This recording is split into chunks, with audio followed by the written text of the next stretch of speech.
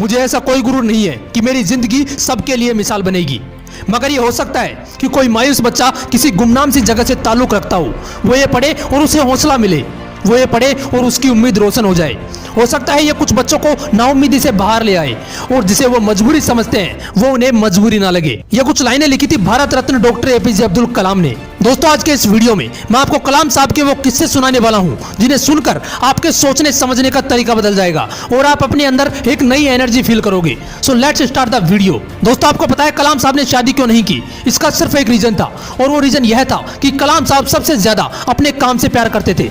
जिस दिन उनकी सगाई होनी थी उस दिन भी वो अपने काम में इतना बिजी थे कि अपनी सगाई तक भूल गए और उस दिन उन्होंने शादी ना करने का फैसला किया। उन्होंने एक इंटरव्यू में कहा था कि इंसान शादी और बच्चे अपनी सेल्फिशनेस के लिए करता है और मैं सेल्फिश नहीं होना चाहता।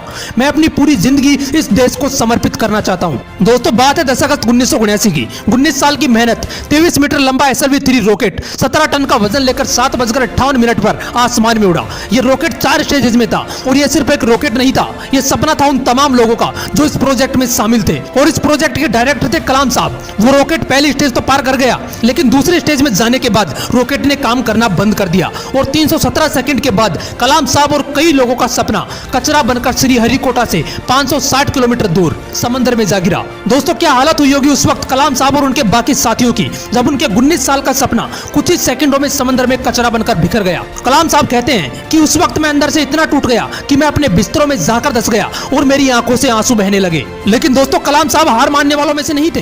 वो कहते थे कि पहाड़ की चोटी पर उतरने से पहाड़ पर चढ़ने का तजुर्बा नहीं मिलता, जिंदगी पहाड़ की चढ़ानों पर मिलती है, चोटी पर नहीं। कलाम साहब भी इसी तरह एक एक कदम आगे बढ़ाते रहे और दोस्तों, एक साल बाद 18 जुलाई 1980 सुबह 8:03 पर हिंदुस्तान का पहला सैटेलाइट रोहिणी अंतरिक्ष की ओर निकल पड़ा और अगले 2 मिनट के अंदर रोहिणी सैटेलाइट अंतरिक्ष में था। कलाम साहब ने लिखा है कि उन्होंने उस दिन अपनी जिंदगी के सबसे अहम अल्फाज अदा किए क्योंकि उस दिन उनके 20 साल की मेहनत अंतरिक्ष में थी। दोस्तों, उस दिन हमारा देश उन मुल्कों में शामिल हो गया जिनके पास खुद का सैटेलाइट लॉन्च करने की ताकत थी। ये सब हो पाया एक इंसान के मेहनत की बदौलत। दोस्तों, जब कलाम साहब को राष्ट्रपति चुना गया तो उनके स्वागत के लिए जोरों शोरों से तैयारियां की गई। राष्ट्रपति भवन को बहुत ही खूबसूरत तरीके से सजाया गया, लेकिन ये बहुत कम लोग जानते हैं कि जब कलाम साहब वहां पहुंचे तो वो सिर्फ 2 सूटकेस लेकर पहुंचे। एक सूटकेस में कुछ कपड़े थे और दूसरे में किताबें। इसे कहते हैं किताबों से प्यार। अगर इस वीडियो को कोई स्टूडेंट देख रहा है तो एक बात हमेशा ध्यान रखना कि जितना आप किताबों से प्यार करोगे ये किताब आपको उतना ही बड़ा बनाती चली जाएंगी। ये किताबें ही थी जिन्होंने कलाम साहब को इतना बड़ा बना दिया।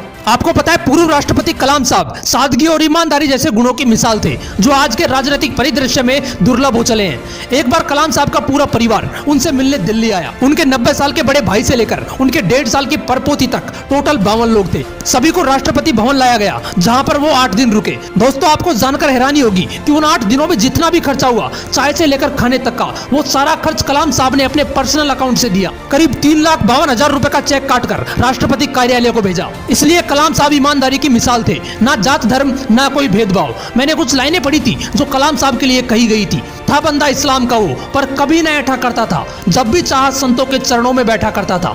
दोस्तों, कलाम साहब ने कुछ बातें कही थी जो हर व्यक्ति को अपने जीवन में उतारनी चाहिए। उन्होंने कहा था कि कोई शख्स कितना भी छोटा क्यों ना हो, उसे हौसला नहीं छोड़ना चाहिए। मुश्किलें जिंदगी का हिस्सा हैं और तकलीफें कामयाबी की सच्चाइयां। खुदा ने यह वादा तो नहीं किया कि आसमान हमेशा नीला ही रहेगा, जिंदगी भर फूलों से भरी राहें मिलेंगी। खुदा ने यह वादा तो नहीं किया कि सूरज होगा तो बादल नहीं होंगे, खुशी होगी तो गम नहीं होंगे, सुकून होगा तो दर्द नहीं होगा। ये जिंदगी की सच्चाई है कि अगर हमें एक सांस लेंगे तो एक सांस छोड़नी पड़ेगी। अगर कुछ हासिल करना है तो कुछ खोना भी पड़ेगा। इसलिए अगर सूरज की तरह चमकना चाहते हो तो सूरज की तरह जलना सीखो। दोस्तों, कलाम साहब ने तो कर दिखाया, तभी तो आज भी हम कलाम साहब के बारे में बात कर रहे हैं। अगर आपके भी है कुछ ऐसे ही सपने तो उनके लिए आज ही चलना और जलना शुरू कर देना और अपने हौसलों को उड़ान देने के लिए मोटिवेशनल विंग्स को जरूर सब्सक्राइब कर लेना। फिर मिलेंगे नेक्स्ट वीडियो में एक नए मोटिवेशन के साथ। जय हिंद, वंदे मातरम।